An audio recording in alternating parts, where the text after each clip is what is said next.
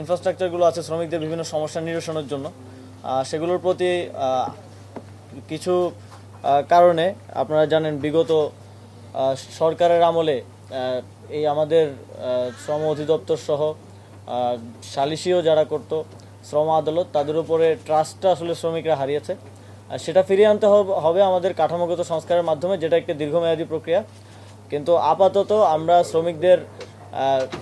যে সমস্যাগুলো তারা ফেস করছেন, তাদের দাবিগুলো যাতে একটা নির্দিষ্ট কর্তৃপক্ষের কাছে তারা পেশ করতে পারেন, সেজন্য সেই লক্ষ্যে ক্যাবিনেটে আলোচনা হয়েছিল লাস্ট ক্যাবিনেট মিটিংয়ে যে একটি রিভিউ কমিটি করা হবে। আমরা সেটা প্রস্তুত করেছি এবং সেটা আজকে অ্যানাউন্স করতে চাই। আরএমজি এবং নন আরএমজি সেক্টরের বিদ্যমান শ্রম অসন্তোষ ও শ্রম পরিস্থিতি বিবেচনা পর্যালোচনাপূর্বক সুপারিশ প্রদানের নিমিত্তে শ্রম সংক্রান্ত অভিযোগ পর্যবেক্ষণ কমিটি গঠন করা হলো। এই কমিটিতে আমাদের শ্রম অনুবিভাগের অতিরিক্ত সচিবকে আহ্বায়ক এবং শ্রম অধিদপ্তরের ট্রেড ইউনিয়ন ও সালিশির পরিচালককে সদস্য সচিব করে এই কমিটিটি করা হয়েছে। এই কমিটিতে 3 জন শ্রমিক নেতৃবৃন্দ আছেন, কমিটিতে 2 জন সুপ্রিম কোর্টের আইনজীবী, বিজ্ঞ আইনজীবী আছেন এবং কমিটিতে মালিক পক্ষ থেকে 2 জন সদস্য আছেন। আমাদের যেই শ্রম অধিদপ্তরের অফিস আছে বিজয়নগরে, সেখানে শ্রম ভবন আছে, সেখানে শ্রমিকরা তাদের যে কোনো দাবি নিয়ে শ্রমিক সংগঠনগুলোর নেতৃবৃন্দ অথবা আমাদের শ্রমিকরা সরাসরি সেখানে গিয়ে তাদের সেই দাবিগুলো, তাদের যে বক্তব্যগুলো সেগুলো সেখানে পেশ করতে পারবে এবং এই কমিটি সেটা পর্যালোচনাপূর্বক কনসার্ন যে মিনিস্ট্রি বা অথরিটি আছে তাদের কাছে সেটা পাঠাবে এবং শ্রমিকদের যে ন্যায্য দাবিগুলো থাকবে, যেগুলো শর্ট টার্ম তাদের প্রবলেম আছে, যেগুলো খুব দ্রুত সমাধানযোগ্য,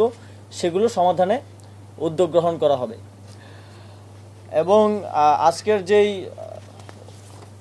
কনসার্ন উপদেষ্টাদের সাথে আমাদের যেই আলোচনা হয়েছে, সেখানে কিছু জরুরি সিদ্ধান্ত গৃহীত হয়েছে। সেখানে আমাদের সর্বপ্রথম এবং গুরুত্বপূর্ণ যে সিদ্ধান্তটি হয়েছে সেটি হচ্ছে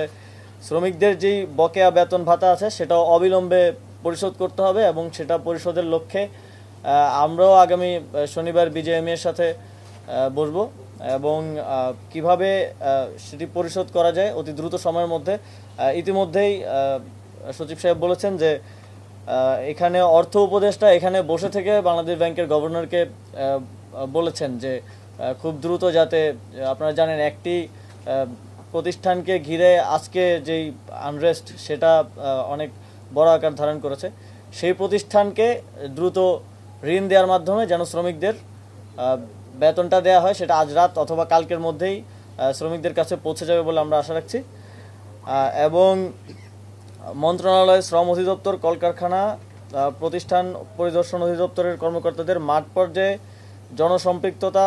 বাড়ানো এবং যথাসম্ভব মাঠ পর্যায়ে পরিদর্শন করে সমস্যা নিরসনের উদ্যোগ গ্রহণের সিদ্ধান্ত হয়েছে। এবং আমাদের সচিব সাহেব আগামীকালই মাঠ পর্যায়ে যাবেন এবং আমিও অতি দ্রুত সময়ের মধ্যে মাঠ পর্যায়ে গিয়ে শ্রমিকদের সাথে কথা বলে একদম 1 to 1। এই সরকারের একটা বড় জায়গা হচ্ছে আমরা মানুষের মধ্য থেকে এসেছি, আমরা মিছিল থেকে এসেছি এবং আমরা আসলে মানুষের সাথে, এবং যেহেতু আমি শ্রম ও কর্মসংস্থান মন্ত্রণালয়ের দায়িত্বে আছি, শ্রমিকদের সাথে 1 to 1 কথা বলেই এই যে একটা গ্যাপ গভর্নমেন্টের সাথে জনগণের, এই গ্যাপটা আমরা রাখবো না। এবং আমিও আমার যেহেতু কনসার্ন মিনিস্ট্রি, আমার মিনিস্ট্রি হচ্ছে শ্রম মন্ত্রণালয়, তো শ্রমিকদের সাথে সরাসরি কথা বলে তাদের সমস্যাগুলো 1 to 1 শোনার চেষ্টা করবো এবং সেগুলো সমাধানে উদ্যোগী হব। এবং নিম্নতম মজুরির ব্যাপারে একটা শ্রমিকদের সবসময়ই একটা দাবি আছে, গত বছর এটা নিয়ে একটা বড় আন্দোলনও হয়েছিল এবং মজুরি বৃদ্ধি করা হয়েছিল, এবং এটা নিয়ে একটা ভালো সমাধানের দিকে আমরা কীভাবে যেতে পারি সেজন্য নিম্নতম মজুরি বোর্ড আছে আমাদের, সেই বোর্ড থেকে উদ্যোগ গ্রহণ করে ত্রিপক্ষীয় বৈঠক শুরু করা হবে এবং খুব দ্রুতই আমরা সেটা শুরু করব এবং খুব দ্রুত সময়ের মধ্যে যাতে শ্রমিকদের নিম্নতম মজুরির যেই দাবি রয়েছে এবং সমস্যা আছে, শ্রমিক নেতৃবৃন্দের সাথেও কথা বলে, মালিক পক্ষের সাথে কথা বলে সরকার এই বিষয়ে একটি ভালো সিদ্ধান্তের দিকে যাওয়ার আমরা চেষ্টা করব।